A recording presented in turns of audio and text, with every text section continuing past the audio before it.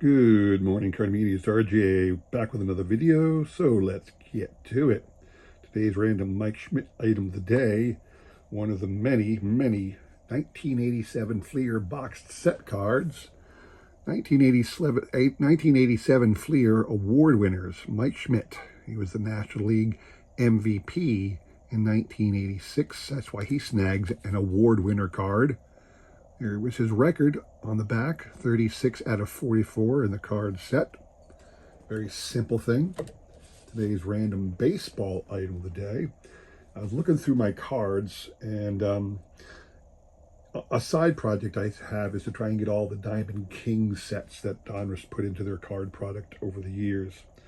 It's not something that's easy to find as a set, so I don't feel like paying $1 a card on eBay or something like that. It's almost better to buy the entire set and throw out all the other cards. I actually did that with a 1990 Donruss set. I paid $5 for a full 1990 Donruss set, took out the Diamond King cards I wanted, and put the others in like a dollar bin and like a 10-cent bag or whatever, and got rid of them that way, just to get the Diamond Kings that I wanted for my sets.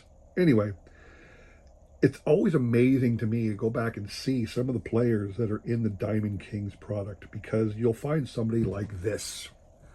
Glenn Hubbard of the Braves. Glenn Hubbard refused to step aside as the Braves' second baseman. In 1987, he had his best season since 1983, when he was an all-star.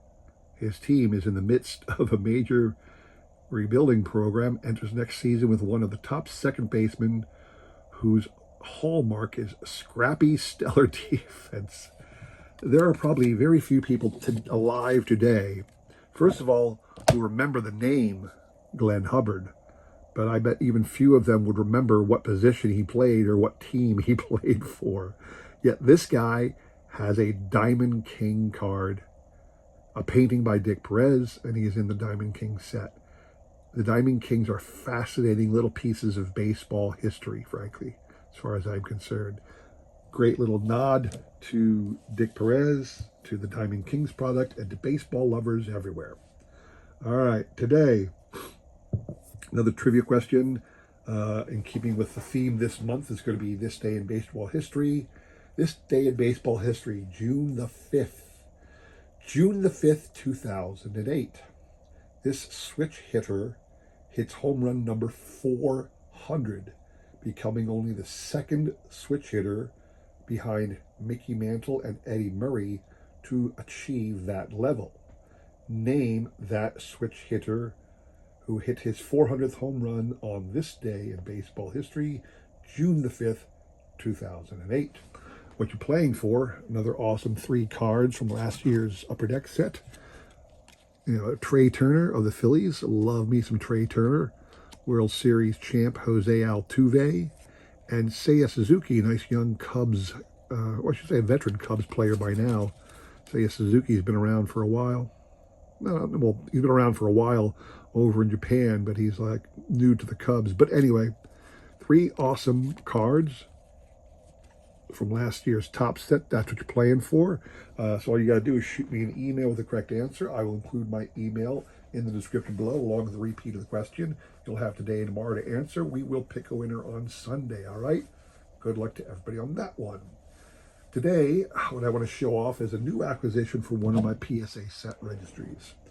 I've been working on the all-time great Phillies PSA set registry. And if you saw one of my early videos in January this year, you'll remember I was very angry with PSA because they added 9 cards to the PSA set registry. I was going to be done with it by now. By now, I hoped to be done with the PSA set registry of all-time great Phillies, but they added 9 new cards.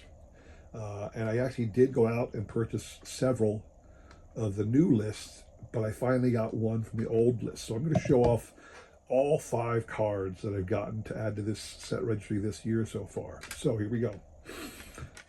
Starting from newest and working my way back. 1984 Paul Owens.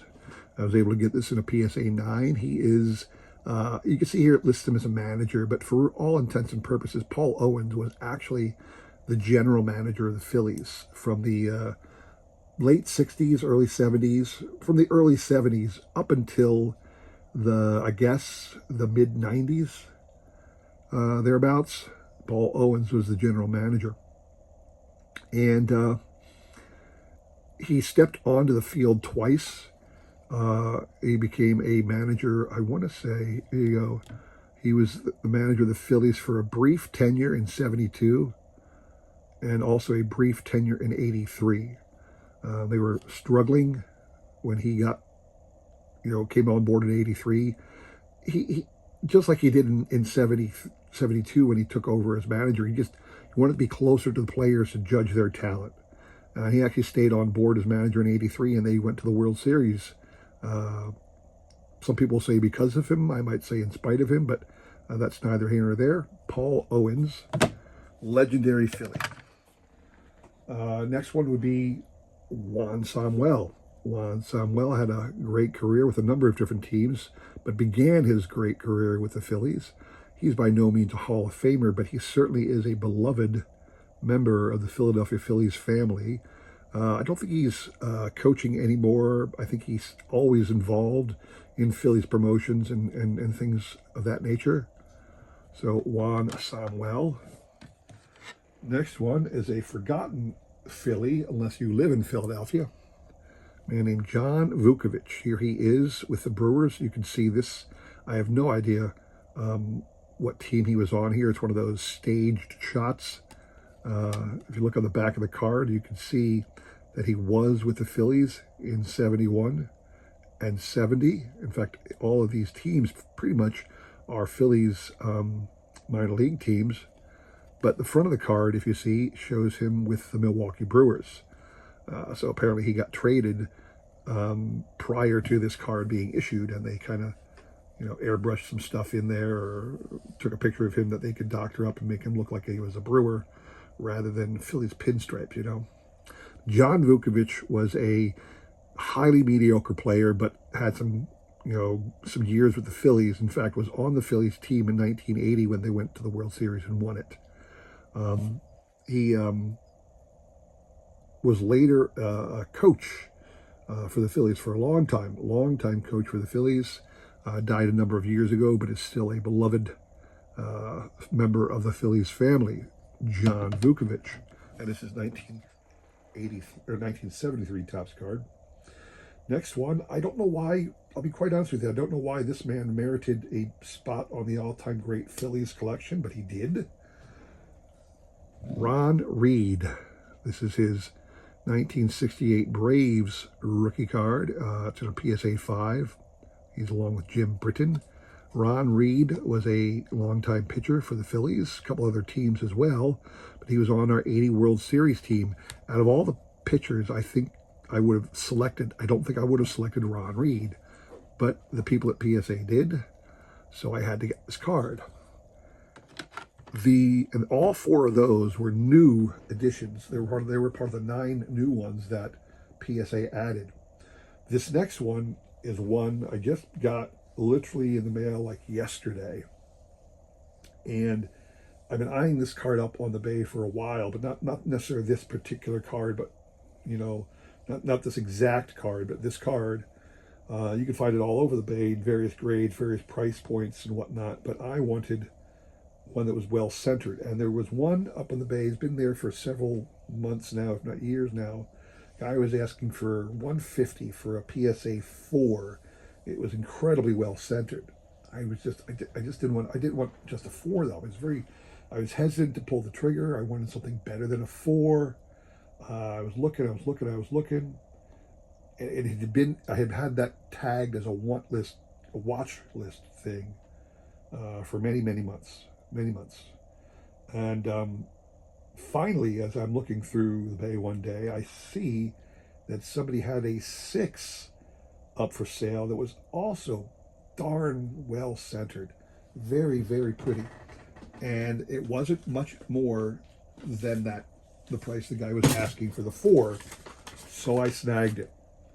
PSA PSA 6 1964 Richie Allen rookie card. This one has been on the all-time great Phillies set since its inception. So, but you can see it's really well centered. I don't know if the black printing problems are indicative of all Richie Ashburn cards or just this one, but it's a very, very pretty card. I don't know if that white little scratch there is real or not, but again, it's a very nice looking card. It's a brand new slab because it was one of those where you scan the code to add it to your set registry, and it just, the images were already there, so that was nice. What was also kind of cool is the person who sold it to me put a little note in there. I want to shout him out. So he says here, "Hello, Ronald. Thank you for your purchase. It is a gorgeous card of a guy that could just crush the ball. He was fun to watch for sure. My best to you, Ronald. Take care." I don't know if this says Rich or Phil or it looks like a PHIL. Philip, maybe, I don't know, but shout out to the guy who sold this to me. He was nice enough to include a little note. But again, this is a very nice addition to my all-time great Phillies PSA Set Registry. I added it. I still need a total of 8 overall. It is my plan to get at least 2 more this year, if not a couple more. I would love to get the two T206 cards that were just added. They added 2 T206 cards to that registry this year, and it kind of annoyed the heck out of me. But in a way, I'm glad they did it because these 2 individuals belong on it. So I'll try and track them down this year. I was kind of thinking to myself, maybe at the fall or winter Philly show, or at the National, if I make it to the National this year. So anyway, that is my video for today, showing off that awesome Richie Allen rookie card. I hope you all enjoyed that. If you did, please consider like, subscribing, commenting, and all that jazz. I really do appreciate your support as I try my best to support everybody else in this great card community, all right? I appreciate you all watching. Take care.